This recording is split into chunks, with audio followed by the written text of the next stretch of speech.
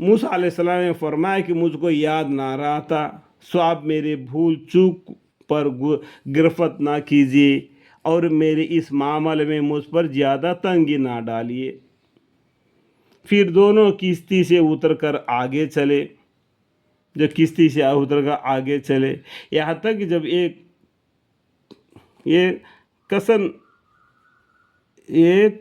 کم سن لڑکے سے ملے تو کم عمر کا لڑکا یعنی چھوٹا بچہ تھا، اس سے ملے، ان بزرگوں نے اس بچے کو مار ڈالا، زندہ مار ڈالا۔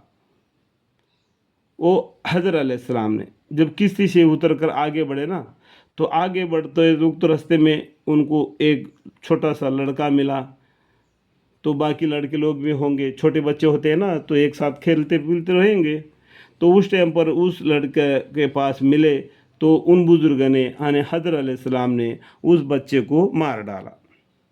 موسیٰ علیہ السلام گھبرا گئے، کہنے لگے کہ آپ نے ایک بیگانہ جان کو مار ڈالا اور وہ بھی بے بدلے کسی جان کے، بے شک آپ نے تو بڑا بے جا حرکت کی۔ تو موسیٰ علیہ السلام گھبرا گئے، یہ چھوٹا بچے کو، اس نے کوئی گناہ نہیں کیا، ہم سے کچھ جھگڑا بازی نہیں کیا، کوئی پتھر بازی نہیں کیا، لیکن اپنے بیجا اس کو جان سے مار ڈال دیا۔ اس کو گھبرا کر اس طریقے سے موسیٰ علیہ السلام نے کہہ دیا۔ یہ دوسرا قصہ، ٹھیک ہے۔ موسیٰ علیہ السلام گھبرا کر کہنے لگے کہ آپ نے یہ بیگانہ جان کو مار ڈالا اور وہ بھی بے بدلے کسی جان کے، بے شک آپ نے یہ تو بڑی بے جا حرکت کی۔ اس طریقے سے موسیٰ علیہ السلام نے خضر علیہ السلام سے دوبارہ سوال کیا، ٹھیک ہے۔ یہاں سے 16واں پارہ شروع ہو جاتا ہے، ٹھیک ہے۔ ان بزرگوں نے فرمایا کہ کیا میں نے آپ سے نہیں کہا تھا کہ آپ سے میرے ساتھ صبر نہ ہو سکے گا؟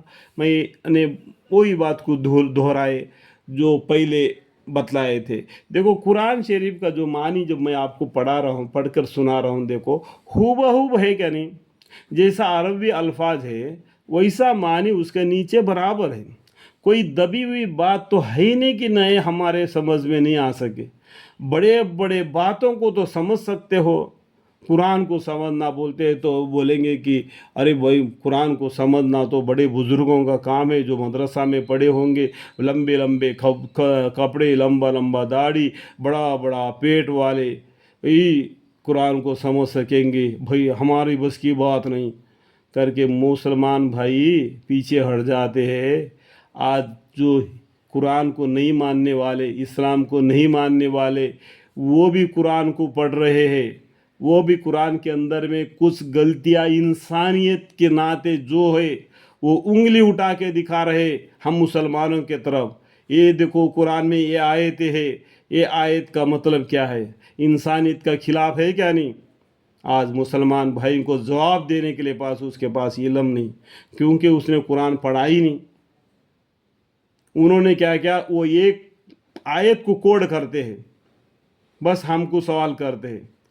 اگر آپ کے پاس علم ہوگا تو انہوں نے وہ جو آیت کو کوڈ کیا نا، اس کو اوپر کا یا اس کے بعد کا آیتوں کو پڑھیں گے تو جواب وہی مل جائے گا، ان کو معلوم ہے۔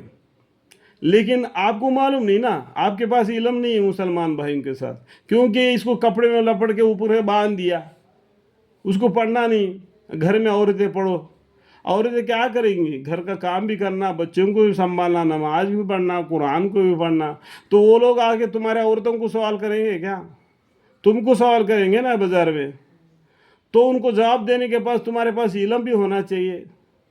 تو اب قرآن کو نکالو، کھولو، وہ جو بولا ہے نا، وہ آیت کو جو کوڈ کیا ہے وہ آیت کو پڑھو، وہ بولا ہوا بات صحیح ہوگا، لیکن اوپر اور نیچے آیتوں کو پڑھو، اس کا جواب وہی ملے گا، منہ توڑ جواب، تو اس کافر پیچھے موڑ لے گا۔ لیکن اتنا علم ہم مسلمان بھائیوں کے پاس نہیں، کیونکہ وہ لوگ قرآن کو کپڑے میں باندھ کے رکھ دیا، مسجد میں نماز پڑھانے کے لیے کسی ایک کو رکھ دیا کہ تم کو پیسہ دیں گے، ہم کو نماز پڑھاؤ، تو ان کو سورہ سیکھنے کی بھی ضرورت نہیں، کیونکہ تابع اسلام کے کہا دیا کھڑا ہو گیا۔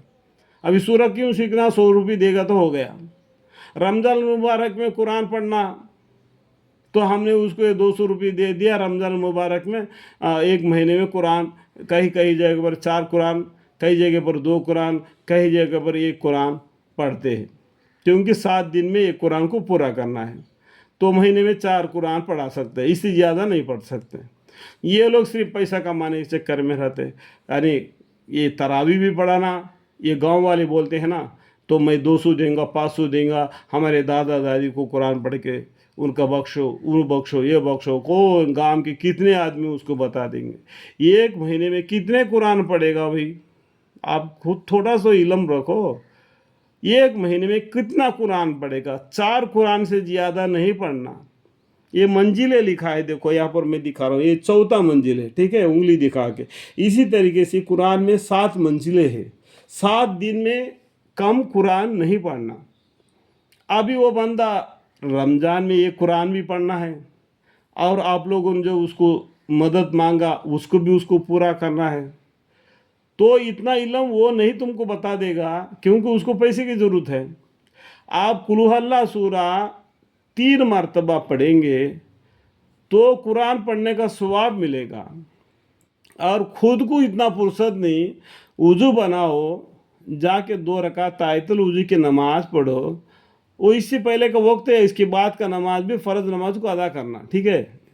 اس کے بعد میں قل ھو اللہ سورہ، الحمد شرح، قل اعوذ برب الفلق، قل اعوذ برب الناس، اور بھی دیگر قرآن آیتوں کو پڑھو، جو علم تم کو ہے وہ پڑھ کے یا اللہ یہ جو میں نے قرآن پڑھا، جتنا علم میرے پاس ہے اتنا علم کے حساب سے اس کا ثواب، ایصال ثواب بولتے ہیں اس کو، ٹھیک ہے، ان کے دادا دادی یا ان کے جو بھی خاندان والے گزر گئے ان سب کی روحانی کو یا ثواب پہنچا دو۔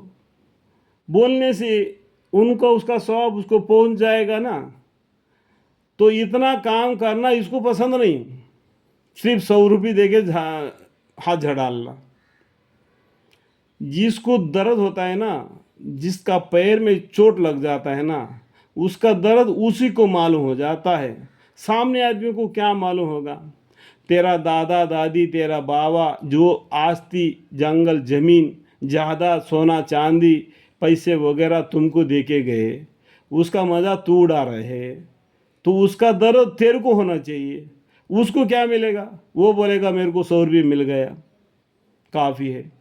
اگر اس طریقے سے میں بولوں گا تو آپ کو برا لگے گا، حق بات کے بھی برا لگتا ہے، ٹھیک ہے۔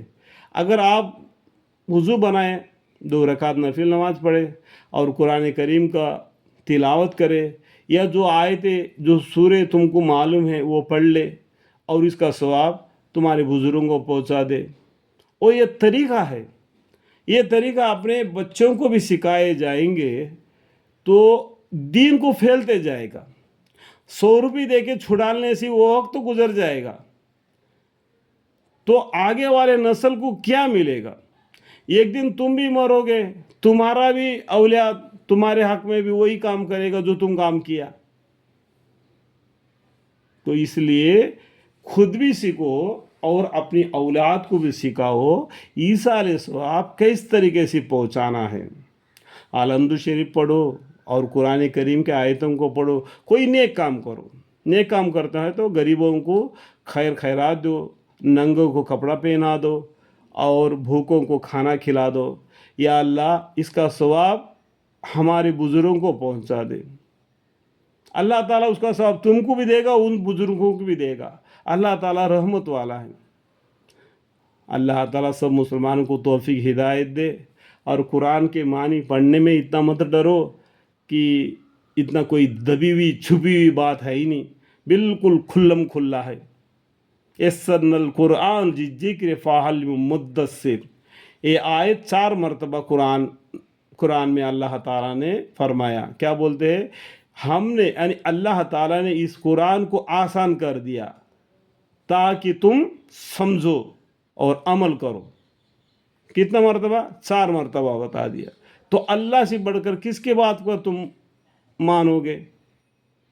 اللہ خود بول رہے یسرنا القرآن للذکر فہل من مدثر۔ اللہ تعالیٰ سب کو سمجھنے کی توفیق عطا فرمائے، آمین۔